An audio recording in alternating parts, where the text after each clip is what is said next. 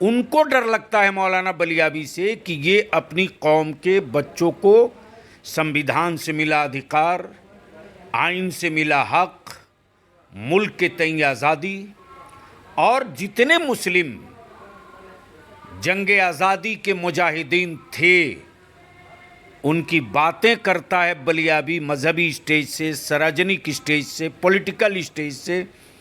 विधान परिषद में, पार्लियामेंट के राज्यसभा में जब था तो कहीं मुसलमान के बच्चे वो तारीख ना पढ़ लें, इसलिए बलियावी जैसे लोगों का काउंटर कराने के लिए कुछ लोग नाम नेहाद सेकुलर लोगों ने पाल रखा है।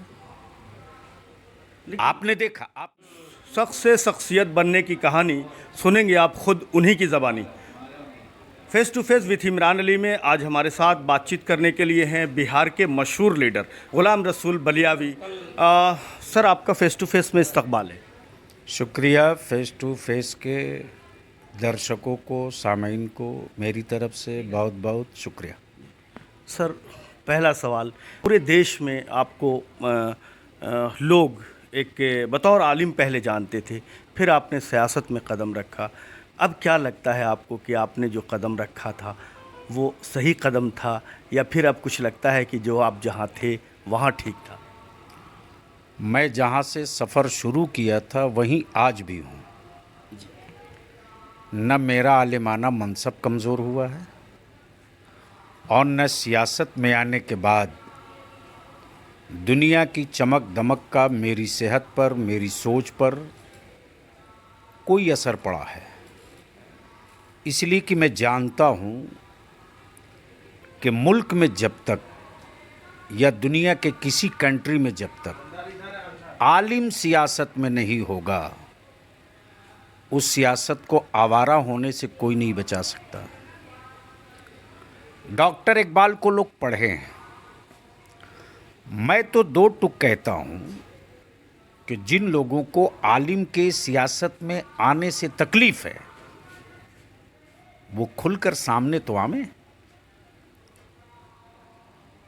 आलिम से बढ़िया सियासतदान कौन होगा? जब तक कि एक मौलाना अबुल कलाम आज़ाद मुल्क की सियासत में थे, वज़ीर तालीम थे, तो एक आलिमाना रो पार्लियामेंट से लेकर के मैदान तक बिरादराने वतन बड़ी एहतराम से देखते हैं कि कोई आलिम सियासत में है। हमारे मुल्क के अमन पसंद हर वो शहरी बड़ी फ़ख्र करता है कि हम उस भारत के नागरिक हैं जहां मजहबी मुनाफरत नहीं, मोहब्बत का चिराग है, कि अक्सरियती आबादी में किसी हाउस का मेंबर, किसी सामाजिक स्टेज, किसी लाइफ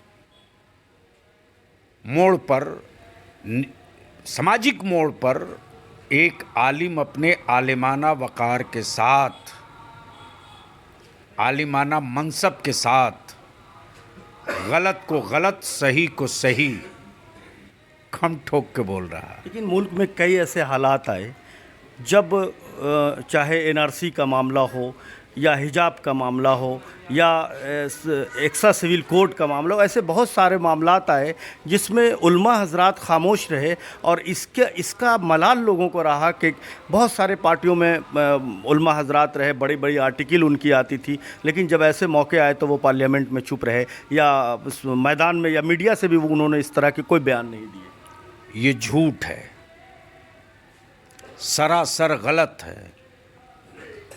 किसी भी पॉलिटिकल पार्टी का लीडर शाबानो केस का नहीं मामला लड़ा है।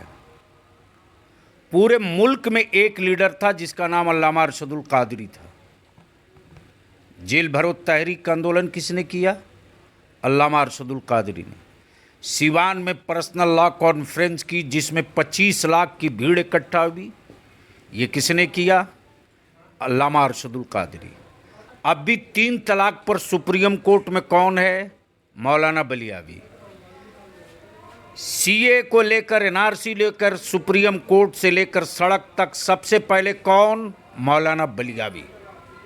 हाँ, जो लोग और जिन पॉलिटिकल पार्टीज को आलिम से डर लगता है, जिन लोगों ने मुसलमानों को एक पिंजड़े में कैद कर रखा है, बंधुआ मजदूर बना के रखा है, डरा कर रखा है, हमारी कौम की नस्लों को डरा के रखा है, उनको डर लगता है मौलाना बलियावी से कि ये अपनी कौम के बच्चों को संविधान से मिला अधिकार, आइन से मिला हक, मुल्क के तय आज़ादी, और जितने मुस्लिम जंगे आज़ादी के मुजाहिदीन थे उनकी बातें करता है बलियावी मजहबी स्टेज से, सार्वजनिक स्टेज से, पॉलिटिकल स्टेज से। विधान परिषद में, पार्लियामेंट के राज्यसभा में जब था तो कहीं मुसलमान के बच्चे वो तारीख ना पढ़ लें, इसलिए बलियावी जैसे लोगों का काउंटर कराने के लिए कुछ लोग नाम नेहाद सेकुलर लोगों ने पाल रखा है। आपने देखा। लेकिन सर, जब अंग्रेज़ मुल्क में थे उसने जो जुल्म सितम किया, आज उनके जुल्म सितम का चर्चा नहीं होता, लेकिन ये कहा जाता है कि मुग़ल ने ये किया, मुग़ल के पहले क्या हुआ। तो आखिर क्या वजह है कि अभी ऐसे हालात बनाए जा रहे हैं कि मुल्क में लोगों, आम आवाम में खदशा लगता है कि क्या होगा, कल क्या होगा। आपको क्या लगता है? ऐसा है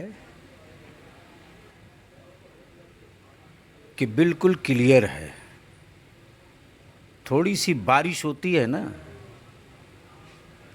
तो छोटे नाले बलबलाने लगते हैं, और जब समंदर उबलता है तो सुनामी की तारीख लिखी जाती है। और ये जितना कुछ दिख रहा है ना, वो ना हमारी सेहत पर, ना भारत के मुसलमानों की सेहत पर, न भारतीय वजूद पर कोई असर नहीं होना है। इसलिए नहीं होना है कि भारत में इन सारे मुद्दों पर और ये सारी चीज़ें क्रिएट करने वालों के खिलाफ मुसलमानों से बड़ी तादाद गैर मुस्लिमों की उनके विरोध में खड़ी है। ये हमारे भारत की पहचान है, यह हमारे मुल्क की शनाख्त है। वो तो चाह ही रहे हैं ना कि हम सड़क पे उतर जाएं तो उनका मसला हल हो जाए। जैसे एनआरसी में जिन लोगों ने एनआरसी पढ़ा नहीं, अब मैं खोल दिए हैं, आप तो सुन लीजिए उसकी हकीकत। भारत के प्रधानमंत्री आदरणीय अटल बिहारी वाजपेयी जी थे। मैं चुनौती और चैलेंज देकर कह रहा हूं, और मैं जान रहा हूं कि मेरी ये आवाज़ उन लोगों के सीने में तीर की तरह लगेगी। लेकिन अगर बलियावी गलत बोल रहा तो देशद्रोह का केस करो, चूंकि मैं पार्लियामेंट का हवाला दे रहा हूं। भारत के प्रधानमंत्री आदरणीय अटल बिहारी वाजपेयी जी प्राइम मिनिस्टर थे। एक प्रस्ताव लाए थे भारत के पूर्व प्रधानमंत्री जनाब मनमोहन सिंह साहब के पड़ोसी देश में जो अक़लियत हैं, यानी जो नन मुस्लिम हैं, उनकी प्रताड़ना हो रही है, वो अजियत में मुब्तला हैं, उनको भारत लाने के लिए नागरिकता का रास्ता खोला जाए। अटल जी ने एक कमेटी बनाई थी। उस कमेटी के जो चेयरमैन बने थे वो प्रणब मुखर्जी। ये किसके आदमी थे? ये कौन थे? जी, बाद में तो सब लोगों ने समझा उस बात में। उसके बाद उस कमेटी के मेंबर सीके जाफर शरीफ, लालू प्रसाद यादव, जनेश्वर मिश्रा, बूटा सिंह, इस तरह से मिला करके टोटल 16 लोगों की कमेटी बनी थी। एक मीटिंग में भी लालू प्रसाद यादव नहीं गए, एक मीटिंग में भी नहीं बैठे, और बलियावी तो विधानसभा में फाड़ करके बोला है कि हमारे वोट की बात और हमारे वोट पर उंगली उठाने वाले कान खोल के सुन लें। भारत में मुसलमानों को कोई दाएं बाएं नहीं कर सकता, इसलिए कि भारत के मांग के सिंदूर का नाम है मुसलमान। हाँ, जो कमजोरियां हमारी हैं वो ये हैं कि जब तक मुसलमान हराने के लिए किसी को वोट देगा तब तक इसकी नस्लें गुलामी का झोला लेकर ढोएंगे। तथाकथित सेकुलर पार्टी को कह रहे हैं आप? तथाकथित सेकुलर, हमाम में सब नंगे हैं, सब नंगे हैं हमाम में। आपका खाना तैयार है सर, मुसलमान चाहिए लेकिन गरीब नहीं चाहिए, माल वाला चाहिए। क्या वो क्लियर हो संदेश गया। देंगे सर आप आखिरी में दो ही जुमला है कि कौन क्या कह रहा है, कौन क्या लिख रहा है। न किसी की बोली सुनो, न किसी की तहरीर पढ़ो, दो एजेंडा तय करो। भूखे रहेंगे, औलाद पढ़ाएंगे। शादी का खर्चा कम करो, औलादों को पढ़ाओ। निकाह को सस्ता करो, गुनाह महंगा होगा। सिर्फ 5 साल तक नमक रोटी चाट कर अपनी औलादों को पढ़ा दो, 5वें साल से हमें रिजल्ट का इंतज़ार नहीं करना पड़ेगा। रिजल्ट हमारी नस्लों का दुनिया देखेगी। बहुत बहुत शुक्रिया सर हमसे बात करने के लिए। बहुत शुक्रिया आपका।